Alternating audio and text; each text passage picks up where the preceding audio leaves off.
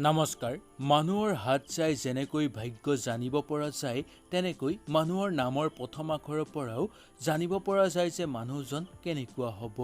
আৰু জানিব পৰা যায় মানুহজনৰ জন্মৰ তাৰিখ আৰু জন্মৰ বাৰৰ পৰা মানুহজনৰ স্বভাৱ চৰিত্ৰ কেনেকুৱা হ'ব, তেওঁৰ ভৱিষ্যত কেনেকুৱা হ'ব, শিক্ষা কেনেকুৱা হ'ব আৰু প্ৰেম তেওঁৰ কেনেকুৱা হ'ব। আহক তেনেহ'লে আজি আমি জানি লওঁ কোন বাৰে জন্ম হোৱা ল'ৰা ছোৱালী বেছি ভাগ্যৱান হয় বা কোন বাৰে জন্ম হোৱা মানুহ বেছি ভাগ্যশালী হয়। যদি ভিডিঅ'টো ভাল লাগে আপোনালোকে লাইক এটা কৰি আমাৰ মনোবল বঢ়াব আৰু আপোনালোকৰ বন্ধুবৰ্গৰ লগত শ্বেয়াৰ কৰি তেওঁলোককো উপকৃত কৰিব। পোনপ্ৰথমে আহিছোঁ আমি শনিবাৰলৈ। শনিবাৰে জন্ম হোৱা মানুহসকল বহুত বেছি ভাগ্যৱান হৈ পৰা দেখিবলৈ পোৱা যায়। এওঁলোকৰ ওপৰত শনি গ্ৰহৰ প্ৰবল প্ৰভাৱ পৰা দেখিবলৈ পোৱা যায়। এনে ল'ৰা ছোৱালী পঢ়া শুনাৰ ক্ষেত্ৰত বহুত আগুৱাই যাব পাৰে। এওঁলোকে কামৰ মতে কাম কৰা দেখিবলৈ পোৱা যায়। কাৰ লগত কেনেকৈ কথা পাতিব লাগে এওঁলোকে সুন্দৰভাৱে জানে। শনিবাৰে জন্ম হোৱা লোকসকলৰ লগত সোনকালে মিলিব পৰা গুণটো দেখিবলৈ পোৱা যায়। নিজৰ কথাৰ সন্মুখত এওঁলোকে আনৰ কথাক বেছি গুৰুত্ব নিদিয়াৰ স্বভাৱটোৰ কাৰণে কেতিয়াবা বিপদত পৰাৰ সম্ভাৱনা দেখিবলৈ পোৱা যায়। এওঁলোকে বহুত বেছি ধেমালি কৰাৰ সম্ভাৱনা দেখিবলৈ পোৱা যায়। উন্নতিৰ কাৰণে এওঁলোকে সকলো কৰিব পাৰে আৰু যিকোনো সফলতা পাবৰ কাৰণে বহুত কষ্ট এওঁলোকে কৰিব পাৰে। লগতে ক'ব লাগিব যে এওঁলোকৰ খঙৰ মাত্ৰা বৃদ্ধি হোৱাৰ কাৰণে কেতিয়াবা বহুত ডাঙৰ বিপদৰ মাজত সোমাই পৰা দেখিবলৈ পোৱা যায়। ২ নম্বৰটো হ'ল দেওবাৰ। দেওবাৰ হ'ল সূৰ্যদেৱৰ দিন। এইদিনা জন্ম হোৱা ল'ৰা ছোৱালীসকল বহুত ভাগ্যশালী বুলি ক'ব পৰা যায় আৰু এওঁলোকৰ ভাগ্যৰেখা বহুত ভাল হয়। এওঁলোকৰ বেছিভাগ লোকেই চৰকাৰী চাকৰিৰ সম্ভাৱনা দেখিবলৈ পোৱা যায় বা এওঁলোকৰ বেছিভাগ লোকেই চৰকাৰী চাকৰি কৰে। এওঁলোকে কাকো বাধা নিদিয়ে বা যিকোনো কাম কৰিবলৈ গ'লে বাধা নিদিয়ে। নিজকে এওঁলোকে সামৰি ৰাখিব জানে। সোনকালে এওঁলোকৰ খঙৰ মাত্ৰা বৃদ্ধি পায়। দেওবাৰে জন্ম হোৱা লোকসকল বেছি ভাগ্যৱান হোৱাৰ কাৰণে এওঁলোকৰ পত্নীসকলে এওঁলোকক বহুত বেছি মৰম কৰা দেখিবলৈ পোৱা যায়। কেতিয়াবা এওঁলোকৰ হিংসাৰ ভাৱটো বেছিকৈ বৃদ্ধি পায়। পাৰিলে এওঁলোকে সামাজিক ক্ষেত্ৰত আনক সহায় কৰিব বিচাৰে বা সহায় কৰি আনক বেছি ভাল পায়। শিক্ষাগুৰু হিচাপেও এওঁলোক বহুত উজ্বলি উঠে। লগতে মাক হিচাপেও এওঁলোক বহুত ভাল বুলি ক'ব পৰা যায়। দেওবাৰে জন্ম হোৱা লোকসকল বহুত উন্নতি কৰিব বিচাৰিলেও বহু ক্ষেত্ৰত এওঁলোকে বাধাৰ সন্মুখীন হ'বলগীয়া হয়। ৩ নম্বৰটো হ'ল সোমবাৰ। সোমবাৰে জন্ম হোৱা লোকসকল বহুত মৰমীয়াল হয় আৰু এওঁলোকৰ মুখত সদায় হাঁহি থাকে। নিজকে লৈ এওঁলোকে আনন্দিত হৈ থাকে আৰু চৰম প্ৰাপ্তিৰ ক্ষেত্ৰতো এওঁলোকৰ মন আনন্দ হৈ থাকে। চঞ্চল কেতিয়াবা হৈ পৰাৰ কাৰণে নিজৰ হাতৰ পৰা বা নিজৰ ওচৰৰ পৰা কিবা সুযোগ হেৰুৱাবলগীয়া হয়। এওঁলোকৰ ভাল ভক্তিভাৱ থকাৰ কাৰণে ভগৱানো এওঁলোকৰ ওপৰত অতি সোনকালে সন্তুষ্ট হৈ পৰে। সকলোকে বহুত মৰম চেনেহে এওঁলোকে ৰাখিব জানে। ধৈৰ্যৰ গুণটো বেছি থকাৰ কাৰণে সকলো কামতে এওঁলোকে সফলতা লাভ কৰিব পাৰে। মা হিচাপেও এওঁলোকক বহুত ভাল দেখিবলৈ পোৱা যায়। বেছিভাগ লোকৰে মা লক্ষ্মীৰ পৰম কৃপা লাভ কৰা দেখিবলৈ পোৱা যায়। ওচৰ চুবুৰীয়াৰ লগতো এওঁলোকে সুন্দৰভাৱে মিলি চলিব জানে।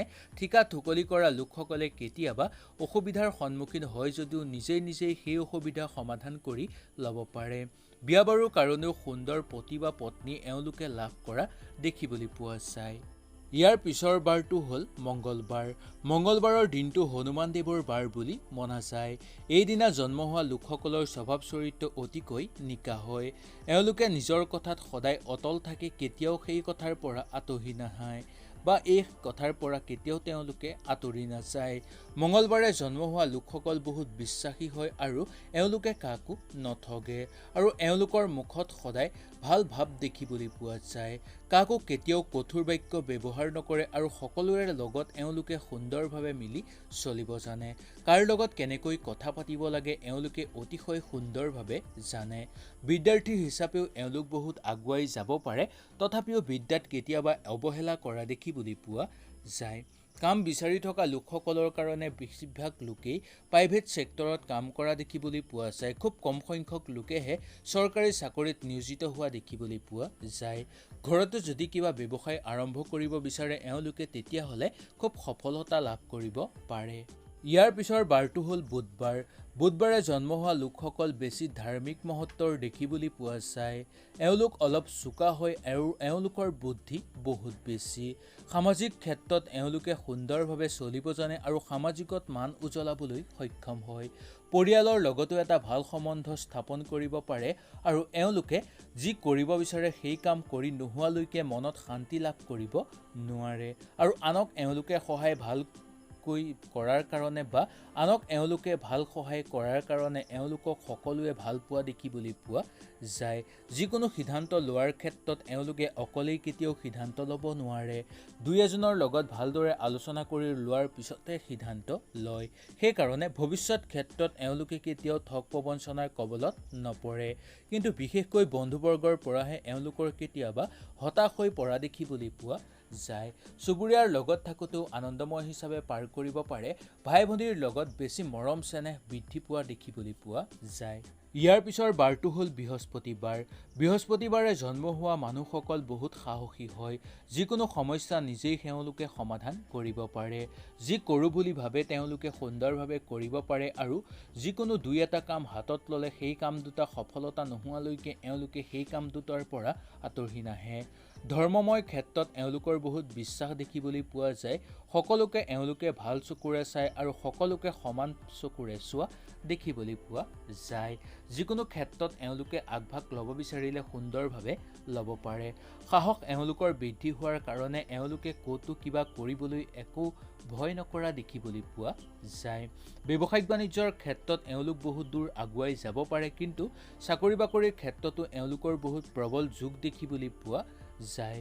সামাজিক ক্ষেত্ৰতো এওঁলোকৰ মান উজলি পৰে যদিও ৰাজহুৱা ক্ষেত্ৰত কেতিয়াবা কষ্ট ভোগ কৰিবলগীয়া হয়। নিজৰ সিদ্ধান্তত অটল এওঁলোকে থাকিব পাৰে। মা হিচাপে এওঁলোক বহুত ভাল হয় আৰু পিতৃ হিচাপেও এওঁলোক বহুত ভাল হয়। ইয়াৰ পিছৰ বাৰটো হ'ল শুক্ৰবাৰ। শুক্ৰবাৰে জন্ম হোৱা লোকসকল বহুত বুদ্ধিমান হয় আৰু এওঁলোক বহুত ভাল স্বভাৱৰ হয়। কাকো এওঁলোকে নঠগে আৰু এওঁলোক বহুত নম্ৰ প্ৰবৃত্তিৰো দেখিবলৈ পোৱা যায়। কেতিয়াবা কেতিয়াবা এওঁলোকৰ সাহসো বৃদ্ধি পায়। স্বভাৱ বহুত ভাল দেখিবলৈ পোৱা এওঁলোকৰ যায়। এওঁলোকে সকলোৰে সমান চকুৰে চোৱাৰ কাৰণে এওঁলোকে কোনেও কষ্ট দিব নোৱাৰে। এওঁলোকৰ মাজে মাজে নিজৰ মনৰ ভাৱ প্ৰকট বেলেগক কৰিব নোৱাৰি নিজৰ মনতে ৰখাৰ কাৰণে চিন্তা বৃদ্ধি পায় বা মানসিক চাপ বৃদ্ধি পাবলৈ ধৰে। মনৰ কথা এওঁলোকে সহজে কাকো খুলি নকয়। নিজৰ আপোনজনকো সহজে মনৰ ভাষা খুলি নোকোৱাৰ কাৰণে এওঁলোকে কেতিয়াবা নিজেই কষ্ট ভোগ কৰি থাকিবলগীয়া হয়। সমস্যাৰ পৰা বাচিবলৈ এওঁলোকে সকলো কৰিব পাৰে আৰু বেয়া বস্তুৰ পৰা এওঁলোকে যিমান পাৰে দূৰত্ব বজাই ৰাখে। ৰাজনৈতিক ক্ষেত্ৰত বেছিকৈ এওঁলোকে আগুৱাই যাব পাৰে বা ৰাজনৈতিক ক্ষেত্ৰত এওঁলোকৰ বেছি ৰাপ দেখিবলৈ পোৱা যায়। ঘৰুৱা পৰিৱেশতো আনন্দময় হিচাপে পাৰ কৰিব পাৰে আৰু ঘৰৰ পৰিয়ালৰ লগত কেনেকৈ মিলি চলিব লাগে এওঁলোকে সুন্দৰভাৱে জানে। হয়তো এই ভিডিঅ'টোৰ যোগেদি আপোনালোকে সুন্দৰভাৱে বুজি পালে। যদি কিবা জানিবলৈ আৰু থাকি গ'ল মোক তলত কমেণ্ট কৰি জনাব। ইয়াৰ পিছৰ ভিডিঅ'টোতে মই আপোনালোকৰ কাৰণে বেলেগ এটা ভিডিঅ' লৈ আহিম। তেতিয়াহ'লে আজিলৈ নমস্কাৰ।